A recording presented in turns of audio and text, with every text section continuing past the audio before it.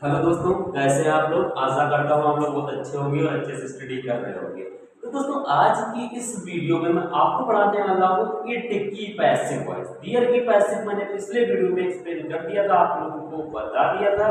इस वीडियो में मैं आप लोगों के सामने आया हूँ इट की पैसिव लेके। तो दोस्तों, इट की पैसिव बहुत आसान तरीके से मैं समझाऊंगा, मक्खन की तरह आपको समझा दूंगा। बस आप वीडियो को ध्यान से देखते हो, वीडियो को स्किप मत कीजिएगा।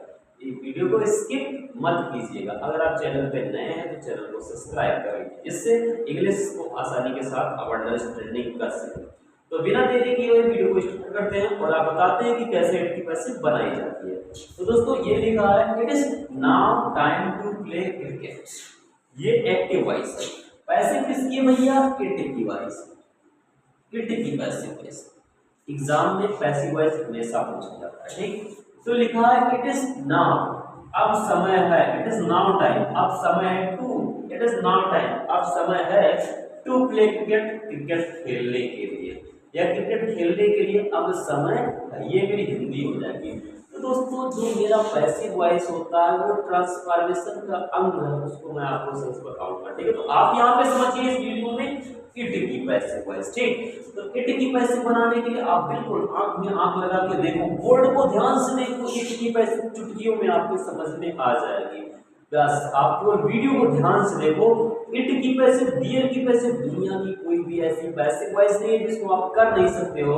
आप चैनल को सब्सक्राइब कीजिए और मुझसे जुड़िए। आपको इंग्लिश में जीरो से हीरो बना के रख छोड़ूंगा। आप देखिए मेरे वीडियो को ध्यान से देखिए। तो सबसे पहले दोस्तों, आप क्या करोगे? इट की पैसिव में इट लिखा है तो आप ऐसे ऐसे इट लिख दीजिए, कोई दिक्कत नहीं भैया।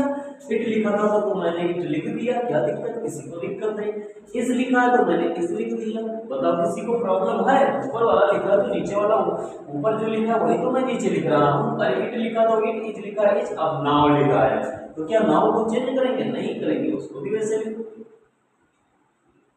ऐसे लिख दिया। टाइम लिखा था, टाइम लिख दिया था।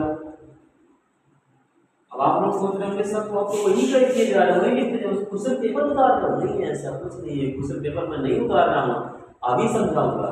सोच रहे होंगे तो वही लिखते जा रहे हो। इट लिखा था तो इट लिखा, इस लिखा था इस लिखा, नाउ लिखा था नाउ लिखा, टाइम लिखा था टाइम लिखा, टू लिखा तो टू भी यहाँ पे लिखा जाएगा भैया।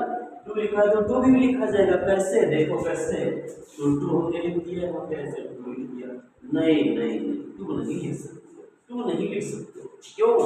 रीजन, अर्थ आपका नहीं स्पष्ट हो पाएगा दोस्तों, अर्थ नहीं स्पष्ट हो जाएगा। देखो, इट की पैसिव में क्या होगा कि जहां पे टू लिखा होगा वहां पे आपको फार लिखना है।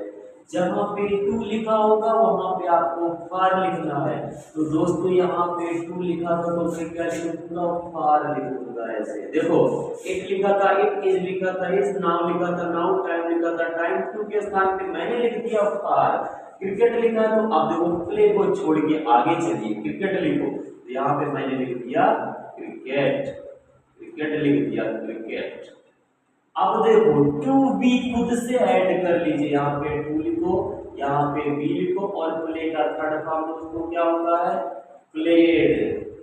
बस ये पैसिव वॉइस।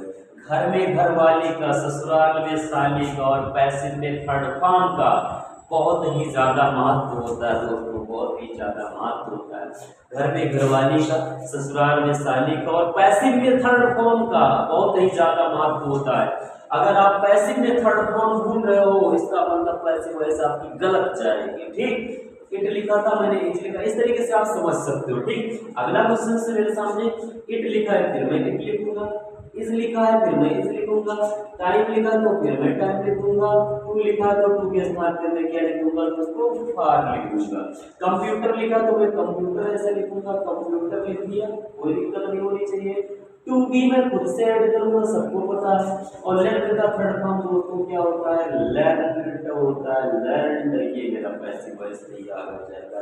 इट लिखा था इट, इज लिखा इज, टाइम लिखा टाइम, टू के स्थान पे फार, कंप्यूटर और to be learned, computer to be learned हो जाएगा। देखो, इट लिखा था लिखा, इज लिखा था टाइम लिखा, टू के स्थान पे मैंने बताया और तो फार हो गया, कंप्यूटर लिखा जाएगा। उसके बाद में आपको टू वी खुद से ऐड करना है, क्या? अर्थ स्पष्ट करने के लिए। और लर्न का थर्ड फॉर्म दोस्तों लर्न होता है, सर ये हो जाएगा। लर्न का थर्ड फॉर्म लर्न होता है, तो इस तरीके से आपकी पैसिव वॉइस हो जाएगी। अगला सेंटेंस है इट लिखा तो फिर इट लिखो, इस लिखा फिर इस लिखो, टाइम लिखा फिर टाइम ऐसे लिखो, टू लिखा है टू के स्थान पे क्या हो जाएगा आर हो जाएगा, तो मैंने ऐसे लिख दिया क्या आर, टू के स्थान पे क्या होगा आर, तो मैंने ऐसे लिख दिया आर।